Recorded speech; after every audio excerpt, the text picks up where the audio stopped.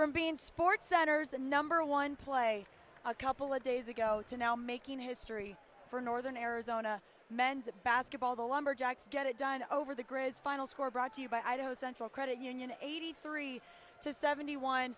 Coach, you're going back to the title game for the first time since 2008. What does it mean to be a part of this history?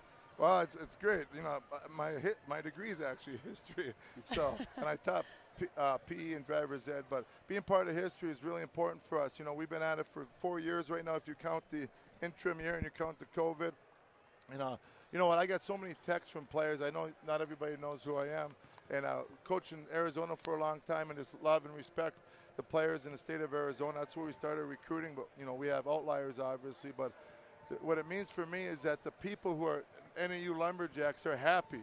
And I always call those winning eyes. You can always tell when people are really happy, and our lobby will be fun tonight. We'll have a bunch of text messages. But more than anything, I'm proud of our guys and happy for the people who support us. One player who had winning eyes tonight was one Jalen Cone. He's first in three-pointers per game in the Big Sky Conference for a reason. Tonight he went 6 for 10 from behind the arc. 28 points, I believe, on the night. What did his leadership mean to you and your program? Well, you know what? I think he was the only guy who was scoring in the first half. I think we had a couple guys at 2 and 4 points, and maybe they shot 1 for 2 from the field at that time. But, you know, Jalen Cohen's a gamer now. I think he was 5 for 6 in the first half, and at the end of the game, he made those free throws, and he had 28 points, you said, on 10 shots. On 12 shots. So, you know, just to get a player of his caliber to, you know, fall in love with Northern Arizona University and come through in this stage, as I said, I couldn't be happier for the guys. And Jalen's a big reason why we're doing this. Anan Moody was incredible last night, and you guys did a great job defending him and guarding him. How were you able to just keep him out of the game, really? Well, that's Xavier Fuller, our team defense. You know, Xavier Fuller, he played high school. I coached him in high school, fortunately, so I know the type of player he is. He's a grad transfer, and he's somebody that we said before the game, hey, there's no pressure, X. He's a tough as nails type of kid, and you could never put pressure on him because he does it for himself in a healthy way.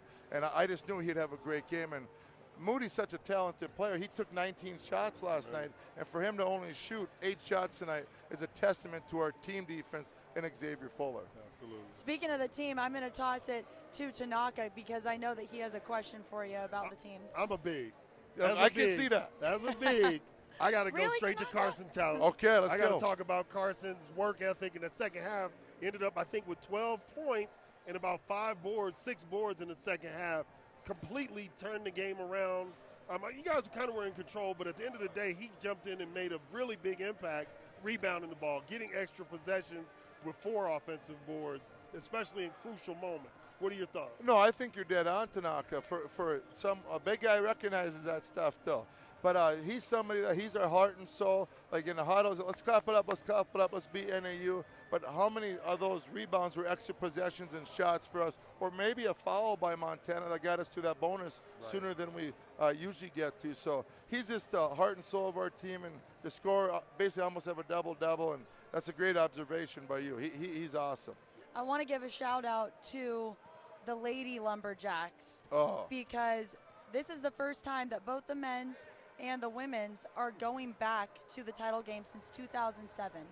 What does that say about what is being developed and what's happening in Lumberjack athletics right now? Well, hey, let me brag about my boss for a second. Our athletic director, vice president of intercollegiate athletics, I think is his former title, is Mr. Mike Marlowe. We have a brand new building, $47 million building. Our recruiting's through the roof, and right now, as we stand in the Big Sky, we have 11 championships. Our women play tomorrow, I think, at 3 o'clock. Hopefully that's 12.